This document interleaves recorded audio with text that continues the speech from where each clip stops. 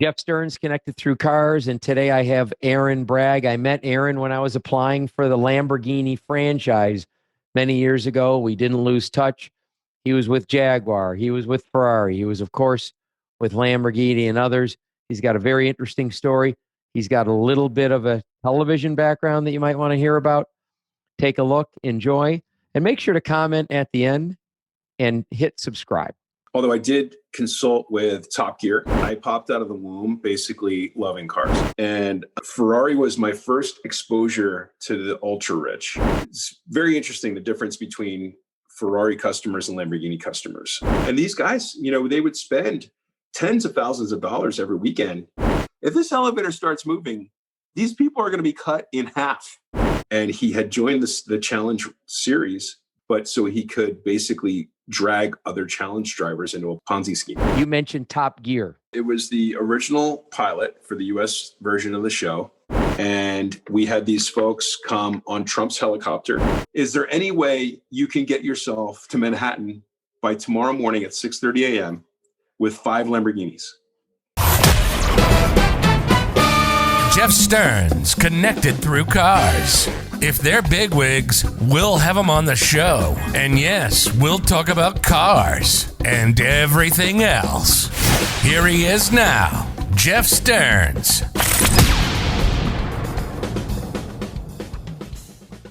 I started with Jaguar cars right out of college in an entry-level position, basically as what we tend to call a clerk, although it was probably a better title than that.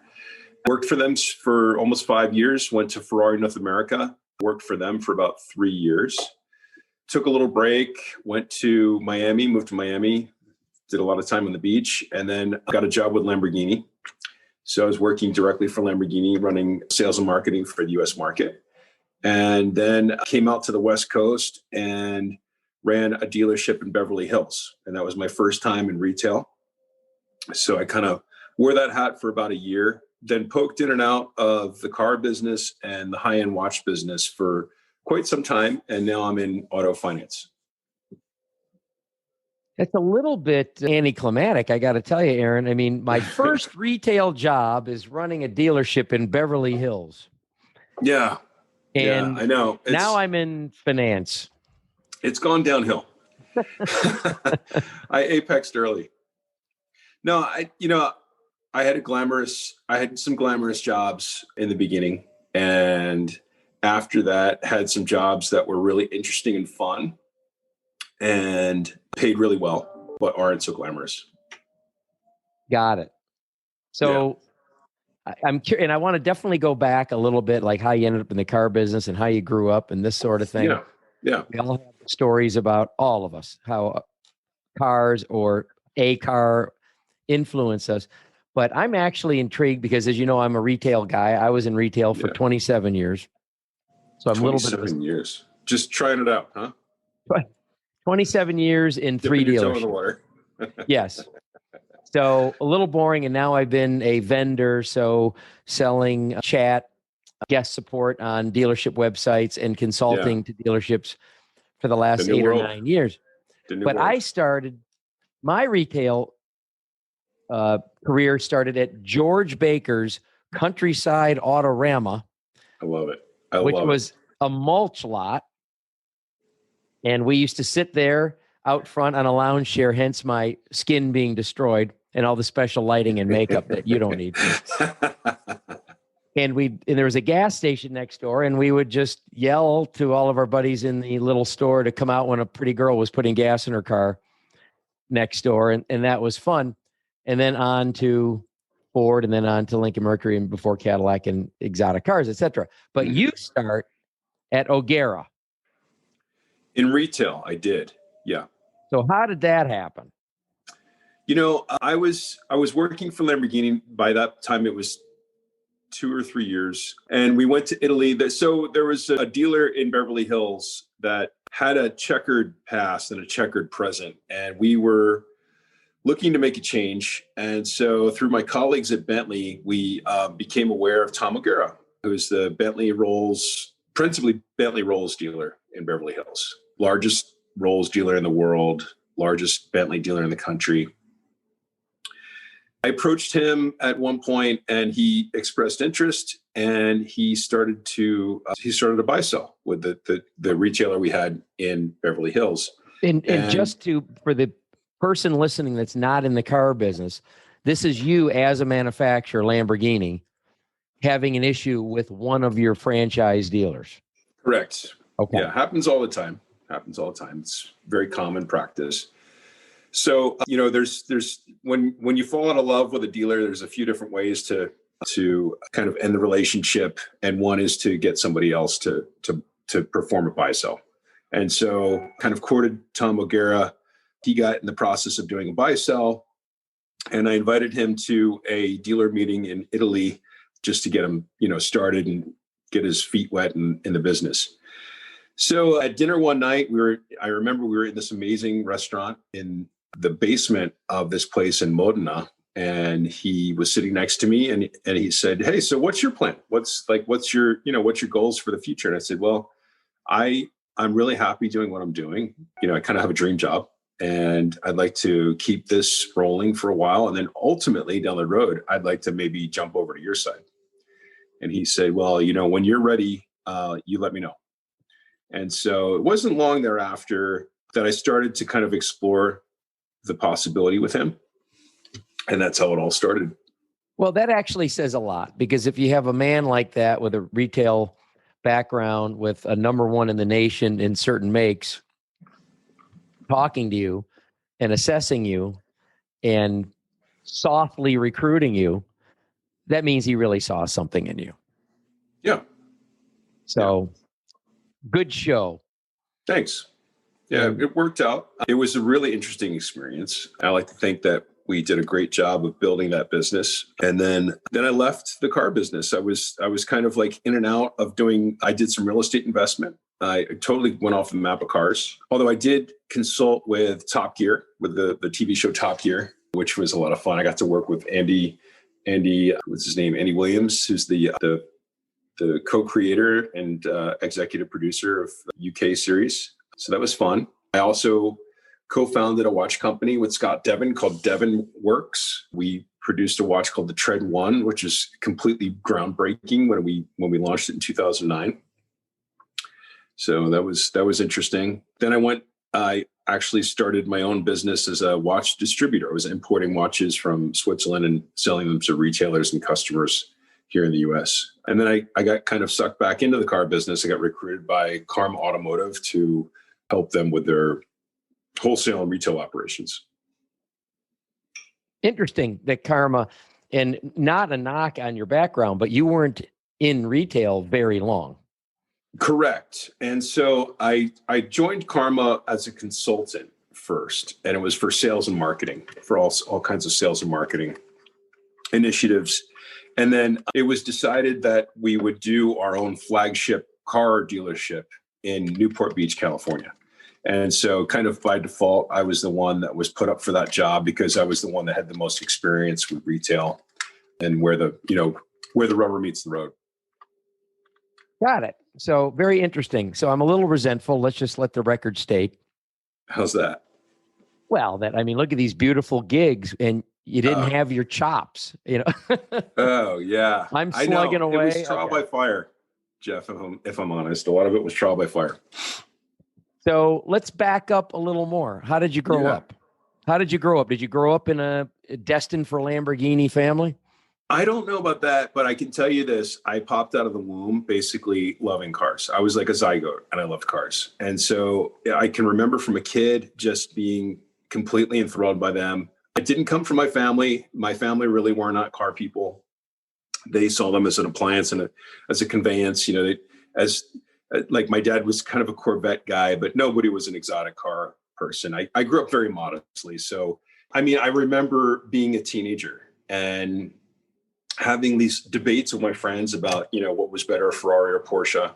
And then I remember actually calling the manufacturers and asking for brochures. So as a teenager, I was getting these brochures from like Mercedes-Benz, Rolls Royce, Porsche, countless others. And that if I'm honest, that was kind of the spark that set the fire that got me in the car business. Because when I realized when I got these brochures, they were, first of all, they were happy to send me these brochures. So that was so refreshing. I had thought that they would just completely hang up on me, but then to get the brochure and unwrap it and take it out of the envelope and see that it came with a letter that was signed, albeit a rubber stamp signature, by the president of Rolls Royce North America or the vice president of marketing for BMW North America, just knocked my socks off. And so it kind of like started these wheels spinning in my head. And I went to college, and I didn't really know what I should study to get into the car business, but I knew that people that were in the marketing specialization in the business department were really fun at parties. And so I decided like that would be what I would pursue. And so I did. And we had so much fun in class. And by my third year, this idea that I wanted to work in the business of cars just completely like galvanized. And so I did my old trick over again. And that fall, I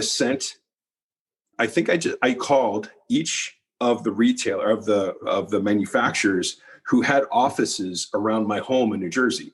So some were in North Jersey and some were like in the Baltimore area, Philadelphia area. And so I sent the BMW and Mercedes and Volvo and Land Rover and others. And I got the brochures, but I also got the contact information for either the VP of marketing or the president or the and then I would call them. So suddenly now I have all of their contact information. I would call and I would get the contact for the head of HR. And then I had this whole list, I categorized all of these different, resumes I was going to send. And so my goal at that point was just completely myopic. I wanted to have an internship at a manufacturer, a car manufacturer. And so I sent to all these people. I sent to the presidents of each, the VP of marketing of each, and the head of human resources of each, with an envelope that was labeled personal and confidential. And that way I could maybe get past the assistant who would, circular file it and actually get it to the individual.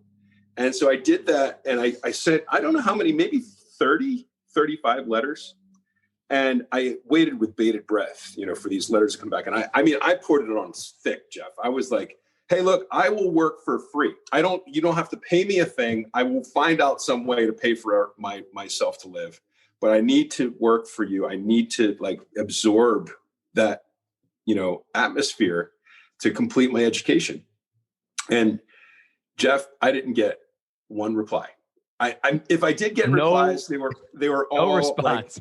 They were either no response or thanks anyway. And so completely dejected, I went to work for my uncle in his real estate brokerage in New York City. And I learned a lot from that experience. But come my senior year, I was right back at it. And so I got a safety job. Enterprise Rent-A-Car was at my college. They were recruiting people for management training. And so I went through that process with basically a close, pin on my nose. And I got the job. I got an offer for immediately after college. But then I went to work and I hit the grindstone and I sent letters to all of those people all over again, personal and confidential. I even poured on a bunch of gas. I think I started big dealers. I sent probably 100 letters out for that. And I got a bunch of not thank you, but no thank you responses. But I got one response in the positive, which was from Jaguar Cars. They called me. The HR guy from Jaguar calls me and he says, hey, look, we got your resume and we have, we just happen to have this open position, this entry-level position, and we want to bring you in for an interview. And I killed it. I absolutely killed it. And so I got this job and it was amazing because I think they had 30 plus recruits and most were from colleges right in their area. Ramapo College is right around the corner from Jaguar. You could throw a stone, but I got the job. And so I went to work for them and I just put every ounce of my being into it. They put me into a management program. So they moved me around all these different areas of the company to get me groomed it was for a field position, eventually for a field position. And so I worked for them for 4 or 5 years. I learned a ton from them. Jaguar was really interested in developing you as a holistic person. And so, they offered me the Dale Carnegie training and all this other great training. I went to Detroit, learned from these really like salty dogs from Ford Motor Company that had been in the field forever. All of the tricks of the trade, stuff that you would, coming into the business, you would never guess, like stuff like they were talking about, when the new Mustang comes out, what we do is we buy Camaros, right? We buy them so they're a year old, and you put that thing right up front on a rack and spin it around if you have to. And the subliminal message there is you have gotten this car in trade on the Mustang. So I mean, not telling you any news. All this stuff I would never have thought. I would have anticipated in my life. But I think this is very interesting for our viewer or listening. Or listener, because we don't know that who's listening's in the business. Yeah.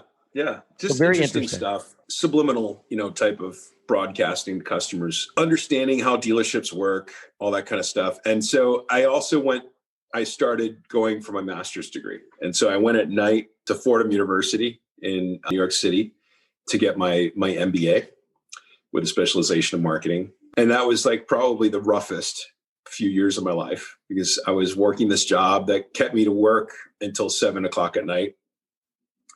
And then I'd have to go to school. I think I had to leave early to go to school. School probably started around 4:30, 5:00. Got done at 8. I would go back to the office. I'd be back at the office, not only reading my assignments at the same time, but also doing my spreadsheets. I was in remarketing at the time for Jaguar, and it was a lot. It was exhausting. But so this was training you for a short dealership week. Yeah. That's all right. That's right. Yeah.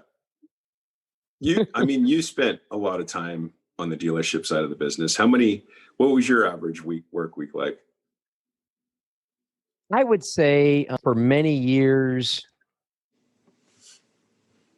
70, 80 hours. You saw those people more than you saw your own family.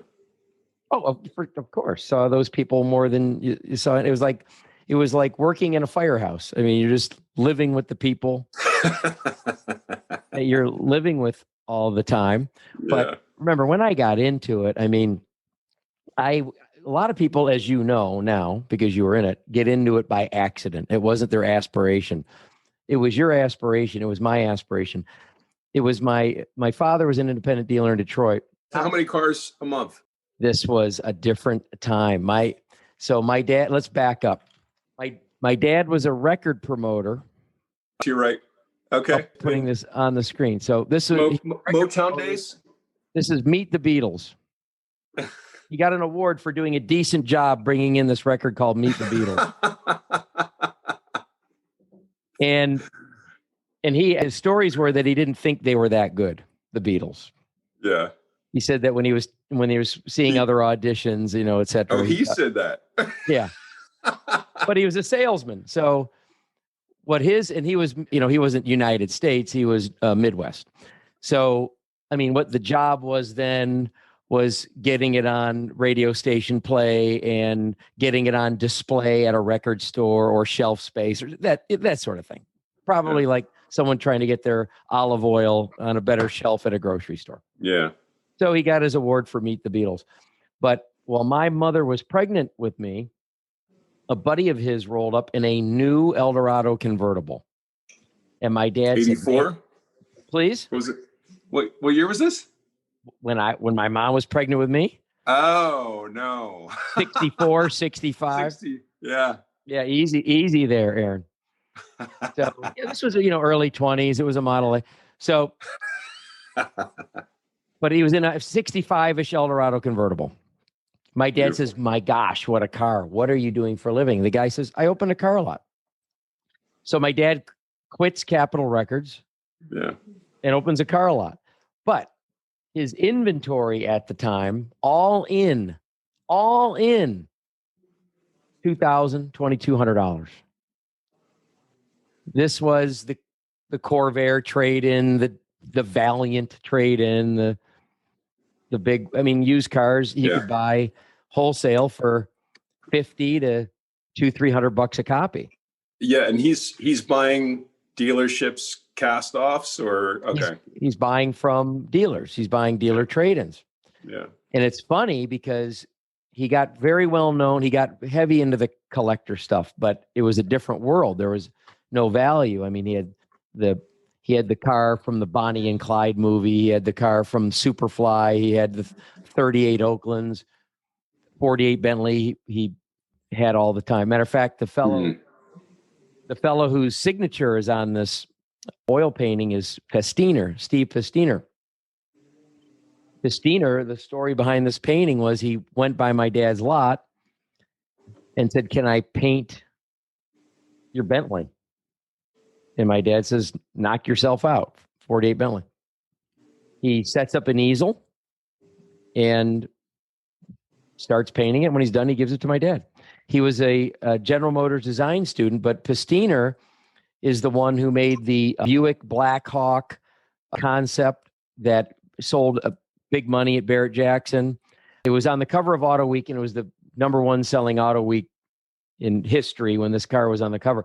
But do you remember the 1953 Corvette body that went on the new Corvettes about 10 years ago? Yeah. Yeah. That's his. That's him. Really? He'll be on the show. Very interesting. That's so. You know, I know the guy who the guy that owns that car, the very first Corvette, is Frank Kerbeck, the Kerbeck brothers. Well, they have Charlie Corvettes. Yeah, yeah, and I've been in that car. It's amazing. The first 53 Vet. Yeah. I'm talking about rebodying the previous gen. Okay. Mm-hmm. Yeah. Anyway, as I get off on my tangent, but it was fun for me because my dad would like lend cars to the city of Detroit for 4th of July parade. Yeah. And my brother and I could ride in a rumble seat of a Model A in the 4th of July parade. So I was just into the car aspect. So my dad's guilt trip. I wish he was alive. My dad's guilt trip is that he was restoring Model A's. There was a local fella named Model A George that had all the mohair, had the right paint, knew the spark advance, knew everything about Model A's. Yeah. And my dad was selling them restored for $1,295. And felt guilty because he was making $400 a copy and he never made that much on a car. So a little bit of a different world. He sold that lot in 78 and wanted to ensure that my little brother and I would become real citizens like veterinarians or CPAs, not car guys. Yeah, right. Because he was dealing with all the used car managers in the 60s and 70s, which was not the greatest element in the world. So he loved people, loved cars, didn't love car people. But I grew up in the business. I wanted to go into it. Yeah. It was intentional. So I started selling after second period of my senior year in high school. Everyone else was going to Baskin Robbins and I was selling cars. Were you really? And that screwed up my college. Lucky for you, your parents forced you. Yeah, right. There was no choice. You need to go thank them. Yeah. But sure. I was ruined once I started making money because I think I was making more than my teachers by the time I graduated high school.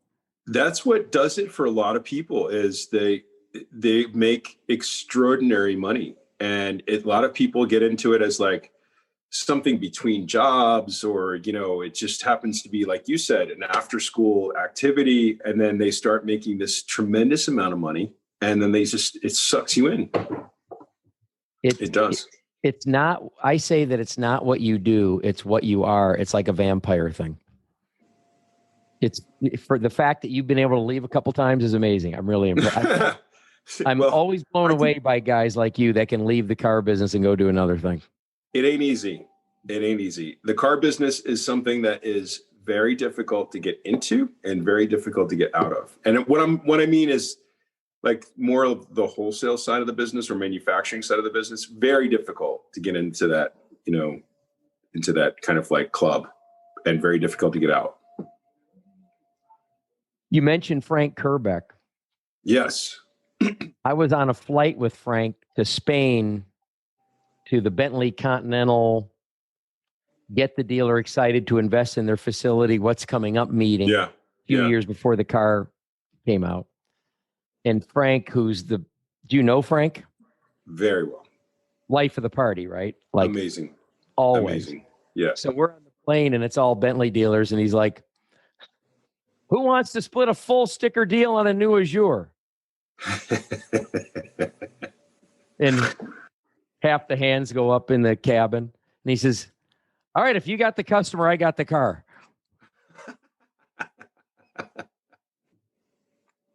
For some reason, that stuck with me. And something tells me the customer is a lot harder to get than the car was. For sure. And I've been on the selling end of Frank Kerbeck, and I'll tell you something, man. I mean, he's the nicest guy and most flamboyant and has his gang around him all the time. If you see him at PA or whatever, but God Amazing help guy. you try to get more than $1.80 for something out of him. He's amazing. You know, so when we kind of left, we popped out of my story at me leaving Jaguar and popping into Ferrari.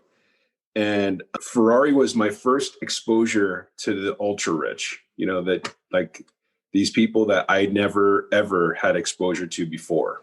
And I would say working at Lamborghini, just because my position was more influential, I got a lot more exposure to these same people, although they were slightly different. You know, it's very interesting, the difference between Ferrari customers and Lamborghini customers. Ferrari customers, a lot of times, are older money.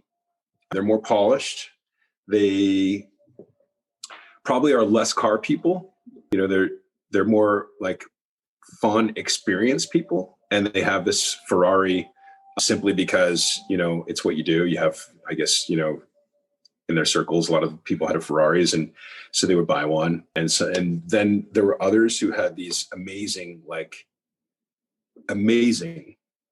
multi-million-dollar collectible Ferraris. And that was where like you got into the serious money and just incredible wealth. But the other side of that, which is interesting, is there was a customer in New England who actually was a school teacher. And he would buy himself every other year, he would buy himself a Ferrari 360 or 430 or 458 or 488, whatever was current at the time. And he lived in a really it might have been a trailer. He might have lived in a trailer, or it was a really small apartment. The dealer explained to me one time, because he dropped a car off to him, and he explained to me where the guy lived. And the guy had nothing, but he had a Ferrari. And that was his aspiration his entire life. Well, the interesting thing about 8-cylinder Ferraris is when they're new, and sometimes when they're not new, they sell for multiples. You know, so you buy it at retail and they might go for twice over retail. They might go for 1.5. They might go for 50 over. It depends on how long it's been out and everything like that. So Ferrari dealers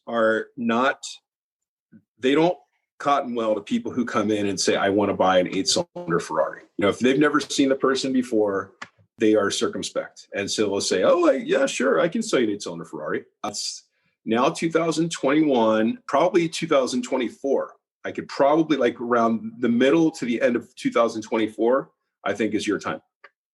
And so you could play games in order to shorten that time. And one of the games was buying, you know, when we reintroduced Maserati to the US market, the one of the games was buy a Maserati, and that'll kick you down the list. Like if there's 40 people in front of you, now there's 30 people in front of you, right? And then the other thing was like you buy a 12-cylinder 4-seat Ferrari from me, which at the time was the 456, which nobody wanted. You buy one of those, and then, you know, that'll get you even closer to the front of the line. And then once you worked your way into that rotation where you were getting a car and immediately putting your name on the list for the following car, you were almost in a kind of like Ferrari trust fund. Because let's say you buy the car for $200,000 and it's immediately worth $300,000.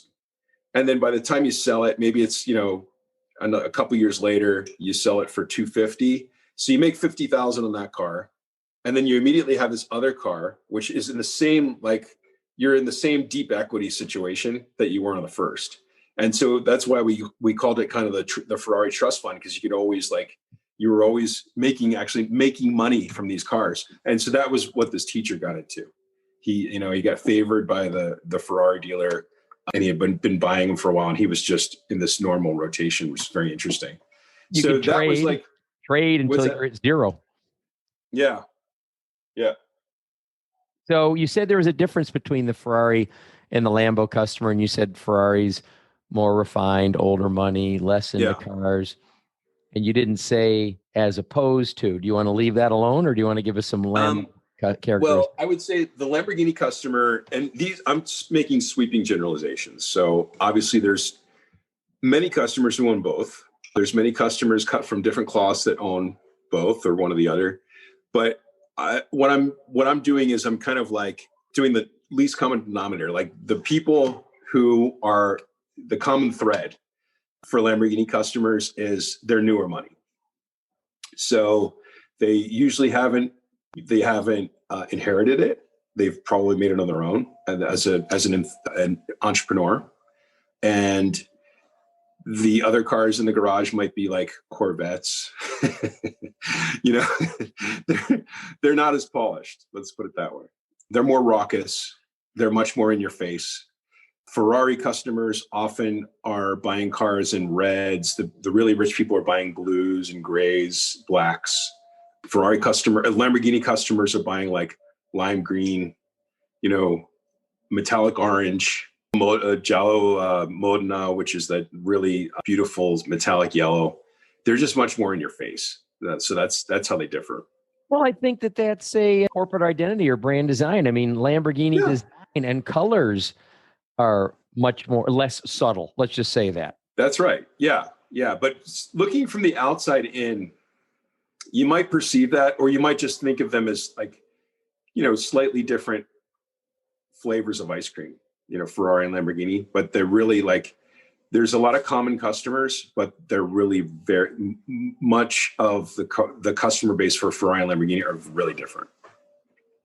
And for those of you not in the car business listening or watching, a manufacturer, whether there be the brand or there be the car line, and it's probably cars, boats, airplane, watches, do come up with a demographic. They do come up with a little bit of a lookalike audience. And Ehren says that, of course, there's overlap, and of course, they have one of each, or they could have one of each, or whatever. But in general, we can figure out who the buyer is. I remember when Spyker came out, and I was talking to Victor, the CEO, and however he came up with his demographic, he came down to that it was the same demo as Lamborghini, and wanted those stores paired up with Lamborghini dealerships.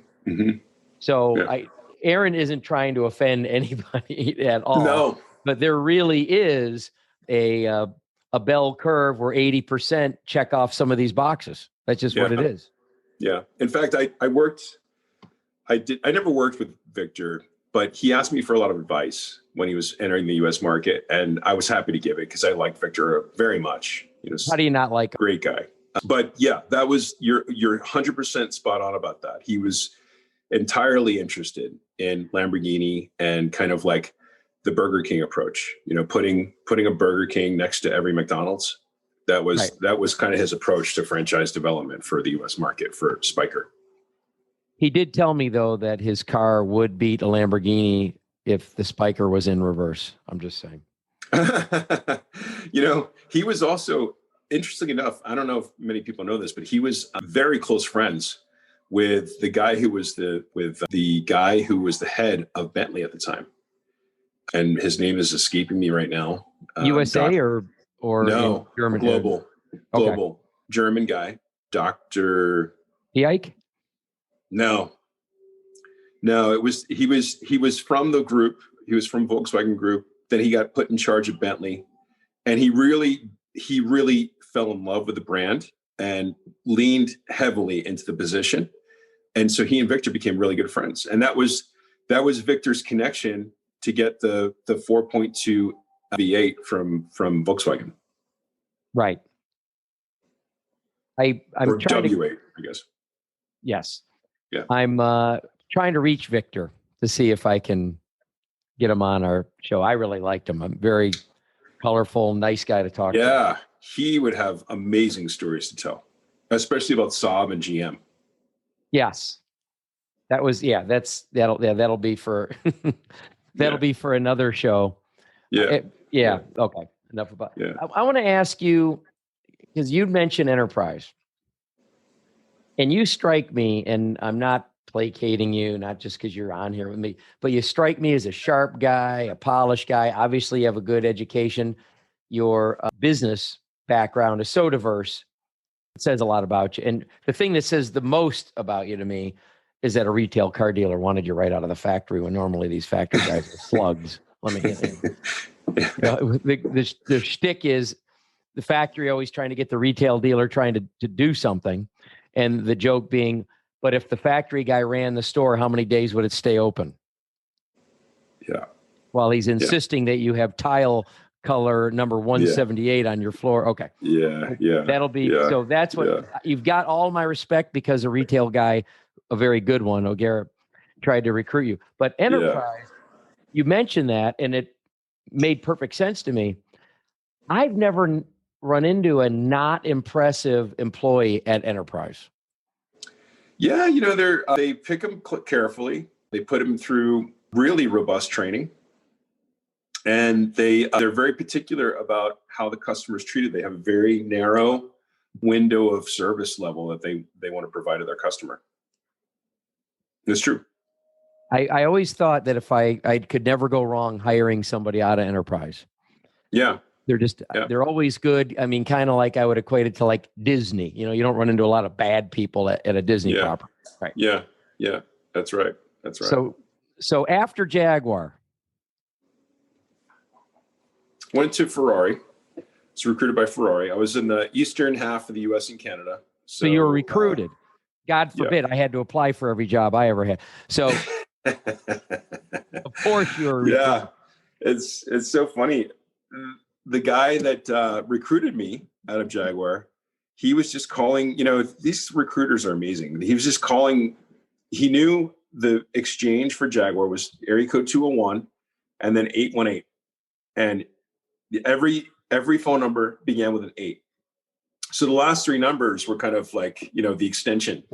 And so he was just calling random extensions. And I picked up and he said, hey, I'm looking for a guy there. I've done business with him before. I can't remember his name, but he's young. He's maybe in his like late 20s, early 30s, really sharp, great education and well-spoken. Do you know who I'm talking about? And I was like, could be half the people here. The guy next to me went to Wharton. The guy around the corner went to MIT. So I'm sure who you're talking about. He's like, well, you sound pretty good. Like, what's your background? And that's how he got his foot in the door. It's pretty impressive. Very impressive. Yeah. Resourceful. So lucky. So it was the lucky phone answer. Yeah, that's right. Yeah. And I went to work for them, and I have to tell you, it was enormously educational, not just about cars and the business, but also about life. I got this exposure. I told you I grew up in a very modest background. I got exposure to these, for the first time in my life, to these super rich people. One of the parts of my job that was non-negotiable was taking part in the Ferrari Challenge Series. And so we would travel in the summer. Most of your weekends, you were traveling to Road America or, Homestead or wherever, to Lime Rock, to go into, there's a customer racing series called the Ferrari Challenge. And so these customers will buy these cars that were enormously expensive. They were much more expensive than a normal 8-cylinder road car. If you've got a 488 that goes for $260, a challenge car is probably $320. It's no joke. Insurance doesn't cover you on the track. So if you wad the thing up, then you bought it. You have to fix it. And Ferrari was the parts department would sell a front bumper for, at the time it was for a 360. And it was, $3,000, the same exact bumper with a different part number for a Ferrari Challenge race car was like $4,000, $5,000. You know, it was unbelievable. And these guys, you know, they would spend tens of thousands of dollars every weekend. You know, they had these, some of them had these semi-tractor trailers that would take the car and their crew and, you know, take it wherever we were racing that particular weekend. Enormous wealth. And so I remember we were at Homestead, and it was like the end of the season, and Michael Mann was there. Michael Mann was a friend of Gianluigi Bottoni's, who's the president of Ferrari at the time. He's racing with us. And we had this dinner at this private gentleman's club, like private club at the top of the tallest building in Miami, downtown. And as we're headed up the elevator, it stopped. The elevator just stopped moving. And so I was in an elevator full of, there were probably, I'd say 5 challenge drivers and their spouses in this elevator with me. And if you've ever met anybody who drives a Ferrari challenge car, these are not type B personalities. You know, these are not people who will wait for the fire department to come to get them, or, you know, politely pick up the phone and ask for help and start a conversation. These guys just went apeshit. And so like they're prying open the elevator door, you know, they're prying open the door for the I think we were like this far away from the center of the one of these floors, and they're prying that door open, and you know they're heaving themselves out of this elevator with their wives. And I'm thinking to myself, if this elevator starts moving, these people are going to be cut in half. You know, like the risk they were taking was incredible. But these are get it done people. Get it done. They are get it done people. That's for sure. So that was my exposure to that. But I was exposed not only to really rich people and, you know, these type A entrepreneurs, but you also realize that people are sometimes not so good. And so I got my first exposure to that. And some of them are car dealers. Some of them are just really shit people. And there's some really amazing good people in the car business. And it's really hard to tell the difference. And so sometimes you have these people who are like Frank Kerbeck, perfect example. He'll give you the shirt off his back. You know, he's salt of the earth guy, amazing. And sometimes it's hard to believe that he's really that nice, that he's really being genuine. And there's a lot of people in the car business like that. He happens to be a pretty genuine guy, but there's a lot who will sell their mother down the road for a profit. The moment you turn your back, they will stick a knife in it. And so that was my first exposure to those people. And the first example was actually a challenge driver, young, good looking guy. He was through the series. We were in Italy. We were actually in Italy for the last race of the season one year. And I come to find out that he's completely in debt. And he had joined the challenge series completely. The only reason not to enjoy the series or because he had extra money to spend, but so he could basically drag other challenge drivers into a Ponzi scheme. Just access. Yeah. Wow. Yep. Incredible. So that was my first exposure to that. And when you say incredibly good people, and I'm a little bit, you know, where I skew on the personality profile as I'm high optimistic, I'm idealistic. Yeah. I'm easy to nail. I'm easy to loan you money for the 15th time. I'm an easy mark. I fall in love with my client, you know. But one thing, because I like to study people, I'm sure you're the same. I found that the wealthy, the money only amplified whatever they really are, because they get into a little bit of an entourage atmosphere, and everybody's saying yes to them, and nobody's saying, you know, Ehren, you're a little bit of a jerk last night. Yeah. They're not getting feedback. They don't have guardrails. They don't honest have feedback.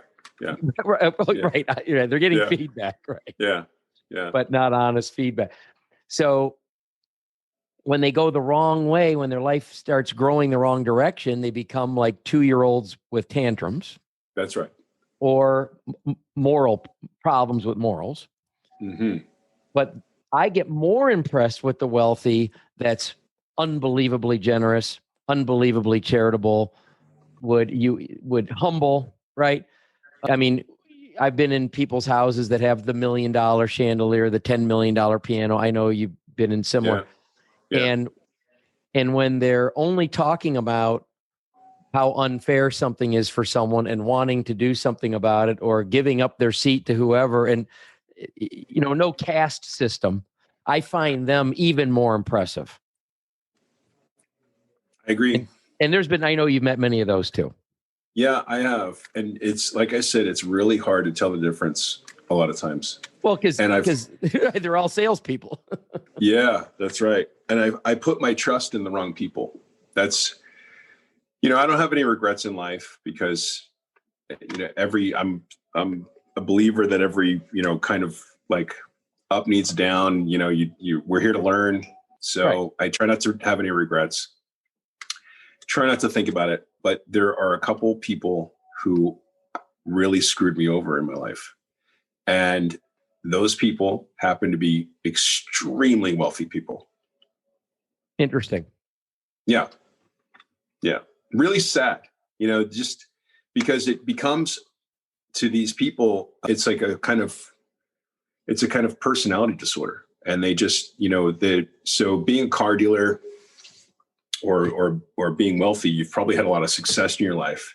And for whatever reason, this character trait or this disorder makes them where it's just never enough. And so they are all too happy to screw over anybody they can to get more and more and more. Well, the disorder there is thinking that winning means someone else has to lose. That's right. Zero-sum game. Right. Yeah. Yeah, that is sad. And I've also run into plenty of them that seem reptilian in how cold their blood is. Yeah. And I would say hanging it on the mantle of it's just business. Yeah, that's right. Right. And you developed a relationship with them, or I developed a relationship with them. That's right. And we're about I'm learning about you. I'm assuming I'm making a bet here that you're about the relationship too. Exactly. Yeah. Yeah. That's right. Yeah. Right. And I believe 100%. In you and our word, and you wouldn't have done it, et cetera. Yeah. Yeah. Yeah. Yeah.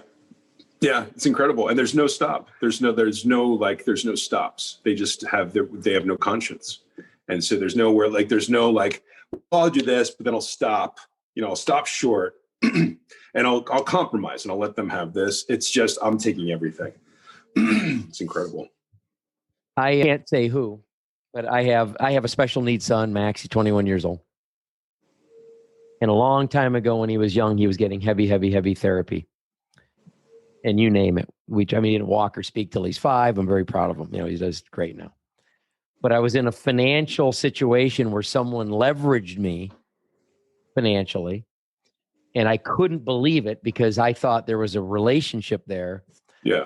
And what I finally got was, well, because you need this medical stuff, I didn't think that you'd turn the steering wheel playing chicken. Wow. They were leveraging that I needed this medical. Oh my God. Incredible. So that's the kind of thing. Yeah, Jeff, that's exactly what I'm talking about. They just, there's no boundary. There's just no boundary. It's incredible. Yeah. Sorry that happened to you. Well, like you said, learning deal. Yeah. That's and right. Look, we don't know. We're never going to know why everything happens to us. So, and thanks for saying that. But in the end, my kid's healthy. My family's healthy. We're eating. Whatever. Yeah. Right. It's on this show. It's a story now. It's just a story. It happened 15 years ago. Right. Yeah. I got over it. That's right. It happened 15 years ago and I got over it about a year ago. So I'm okay now. Yeah. Well, thank God you're not carrying that around anymore. That's right. Little plug for my current employer, Jeff. So I currently work for Ally Financial, which is, as you know, a huge auto finance company. They're probably one of the biggest auto finance companies in the country.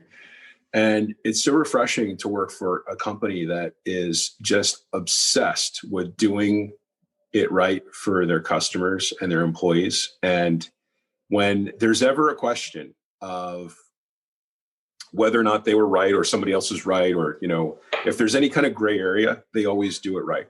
They always make sure that they err on the side of them being, them being on the wrong side of it. And it's refreshing. So it's kind of nice. You get sometimes you have to experience the bad things to appreciate the good things. Well, there is no light without dark, and there's no hot without cold. So, I mean, you're right. There you go. You're exactly right. And to hear you say that I'm happy that I work with Ally because there's this culture of, right, that's to me very positive. It must really be empowering because you're not working around the culture to go be the kind of guy that you want to be anyway. Yeah. That's so right. It fits you. And if I recall, Ally used to be GMAC, General Motors Acceptance Corp. You're 100% right. Okay. And is Ally still part of GM, or are they a separate? Not at all. Okay. Not at all now. In fact, they were spun off in 2008 when, if you remember, the CEO of GM took his private plane to the congressional hearing, and then he got his clock cleaned, and they had to spin off GM Financial. And so they did that, and GM Financial turned into Ally. Ally Financial went public in 2011, I think, and has since been a public company. It's got about $186 billion in assets. It's now a consumer bank, and we do mortgages, investments, consumer lending, direct lending. But most of the business is indirect through a dealership network. Any good stories in that business? I wish, Jeff, but it's banking. I'm like, all right, we got some car stories, but the real stuff's in the banking. No, okay. I mean, you could tell me about a deal you made, and then a guy's bank balance got below $1,500, and I watched, and for 3 minutes, I charged him the $35 below. That's right. He didn't even know what hit him. We were all high-fiving each other in the lobby. Nothing I could possibly tell you. Then let's back up again, if you don't mind. You mentioned, and I can't let go of it, you mentioned Top Gear. Yeah. I think that would be highly interesting if there's anything you could talk about related to that project. That was super fun. I could talk about that. So it was the original pilot for the US version of the show. Jeremy Clarkson came over, and he was giving us, some input into how to select, because if you're a fan of Top Gear, then you know that the secret sauce is the three personalities that are involved in the show, the three hosts. So Jeremy Clarkson, yeah. And it's trying to replicate these individual personalities, but also how they relate to each other. And so, because they have this cantankerous, rivalry going on with each other about who's the best, and they're constantly doing these competitions where they pit each other, they pit one against the other.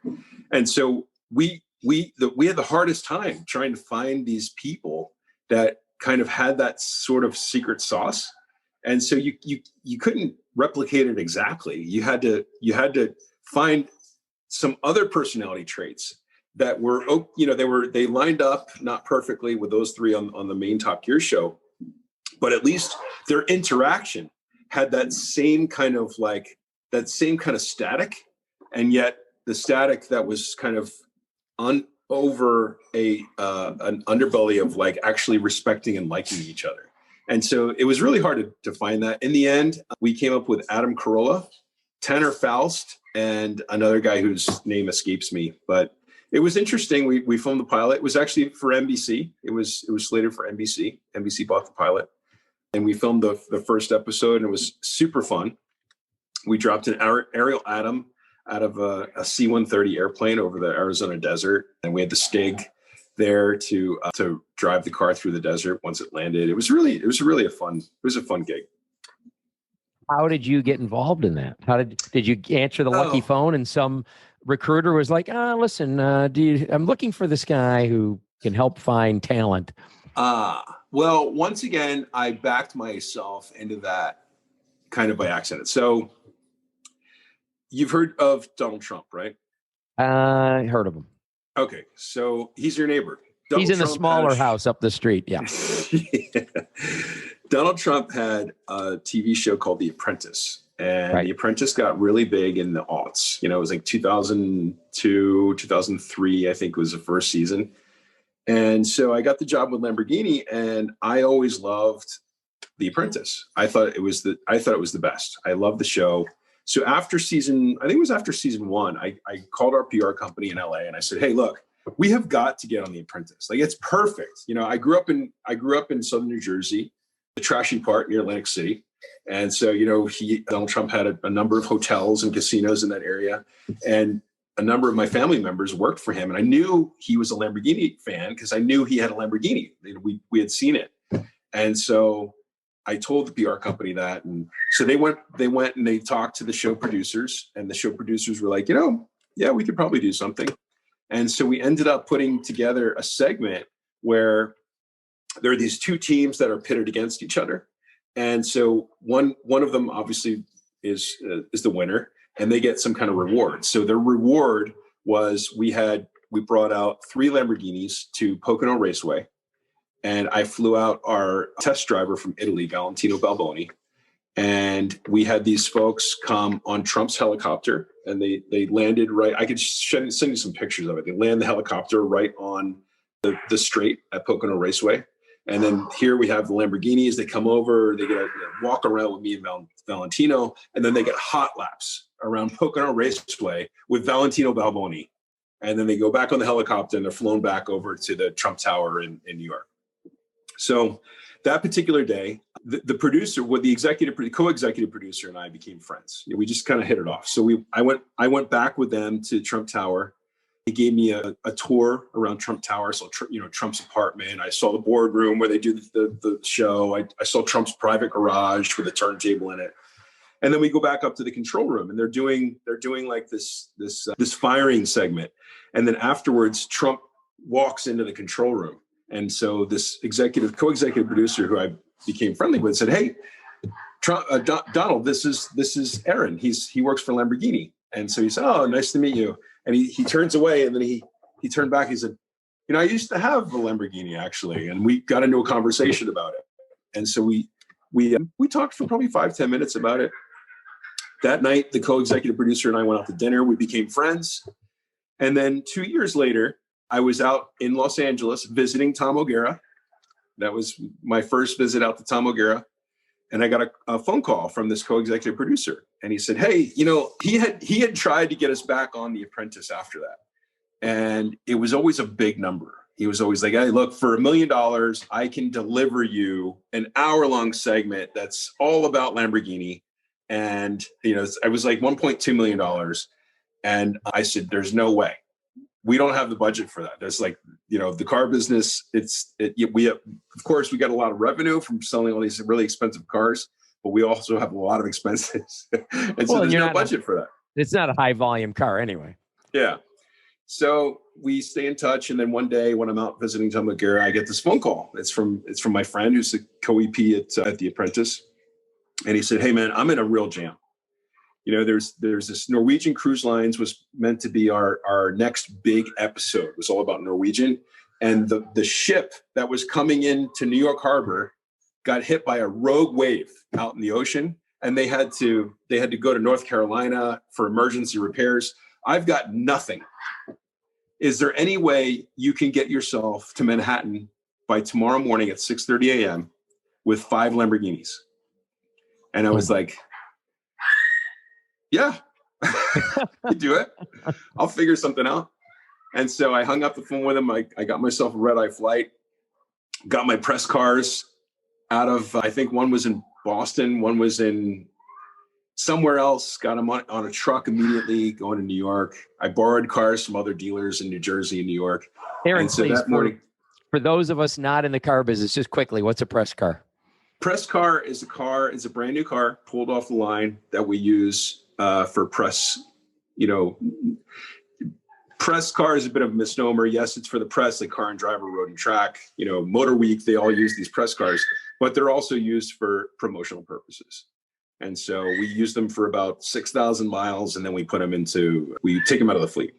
It could also be where the manufacturer sponsors an event for customers to come out to some raceway and with a professional driver and learn some things about them, or training for a dealer about new features on it with the salespeople driving them, or the road and track press. All right. So continue on with your story. Yeah. So I got to New York the next morning, splashed some water in my face. And by 6:30 or 7:00 in the morning, I was on set. And it was me, Donald. At the time, it was George, and I can't remember her name. She looked like Princess Diana. We were in the penthouse of this new Trump property in central Manhattan. And we were in this room, which was a kind of a library, waiting to go on set. We were waiting for our call to go on set for this segment to be filmed. And so it was an entire episode about Lamborghini for free. That was how that happened. And you saved the company $1.2 million, and your bonus was? Probably 1% of that. So the co-EP of that show was hired on as the EP, executive producer of Top Gear. And that's how that all happened. What's something about you that you wish people understood? So I'm gay. I had a lot of trouble in the car business because the car business. By the way, I knew you were too freaking good looking. Let's just be honest. The car business is kind of a little bit socially backwards. And so it's always been, in the early days, it was a secret. And that secret came out when I worked at Ferrari. I wish people in the car business would understand a little bit better about people that aren't exactly like them. I wish they were a little more understanding. You know, that's, and I don't want to water down your answer at all. That's what, I asked you, what do you wish someone knew? Yeah. But do you think that the car business has a corner on that market?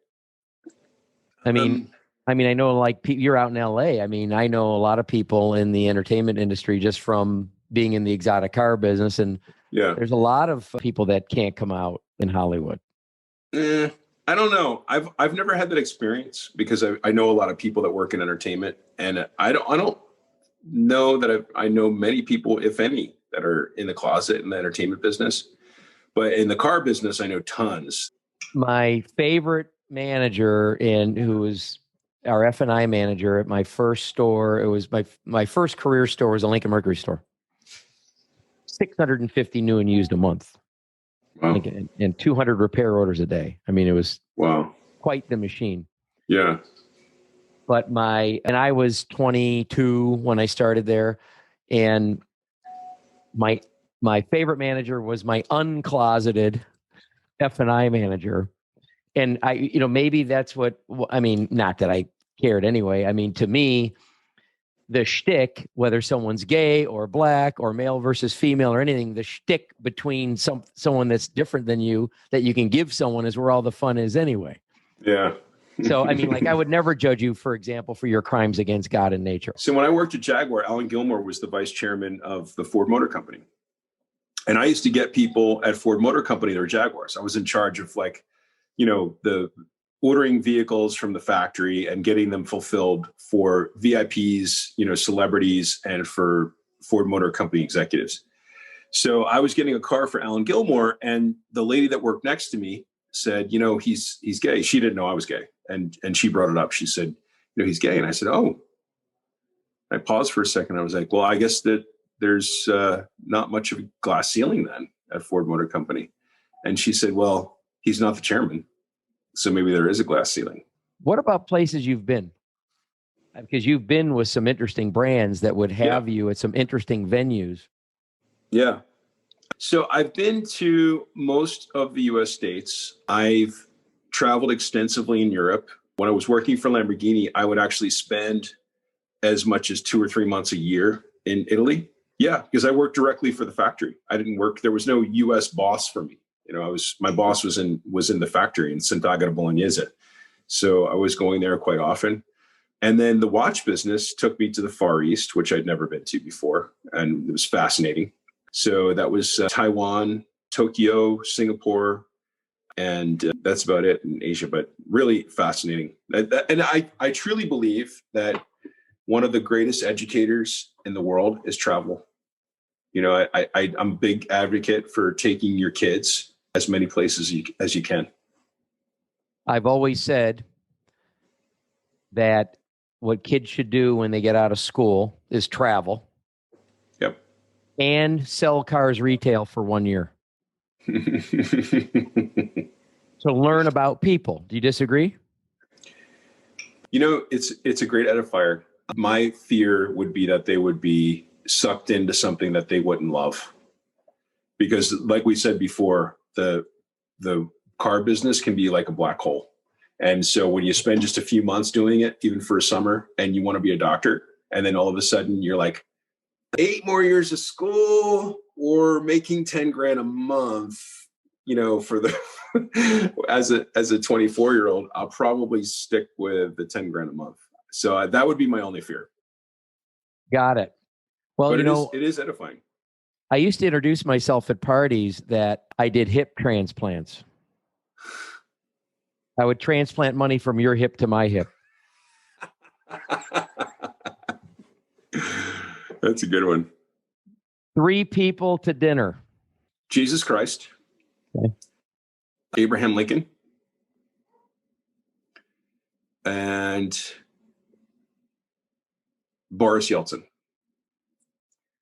I would love to get into that guy's head.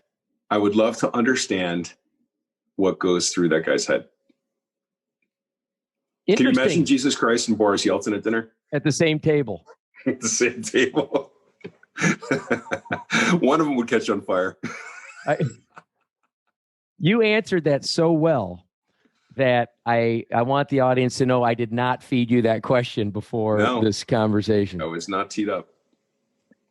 Ehren, you've been very generous and forthright, and I'm honestly honored that you went as deep as you went and as transparent as you went, or genuine with some of your answers. Like it made me feel honored.